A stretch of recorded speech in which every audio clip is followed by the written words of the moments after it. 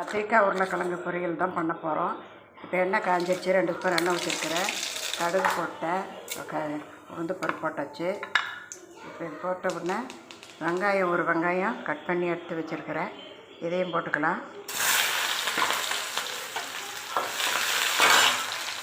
இப்போ கத்திரிக்காய் உருளைக்கிழங்கு, ஒரு 5 கத்திரிக்காய், 2 உருளைக்கிழங்கு அறுத்து வச்சுருக்கேன், அதையும் போட்டுக்கிறேன். பாருங்கள், ஒரு நல்ல கலர் ஊற்றிக்கலாம். இப்போ இதுக்கு தேவையான உப்பு போட்டுக்கலாம். உப்பு போட்டுட்டு மிளகாத்தூள் 1 ஸ்பூனு, மஞ்சத்தூள் ஒரு 1/2 ஸ்பூனு, எல்லாத்தையும் போட்டு நல்லா கலந்துட்டு ஒரு 1/4 டம்ளர் தண்ணி ஊற்றி கத்திரிக்காய் உருளைக்கிழங்கு பொரியல் ரெடி.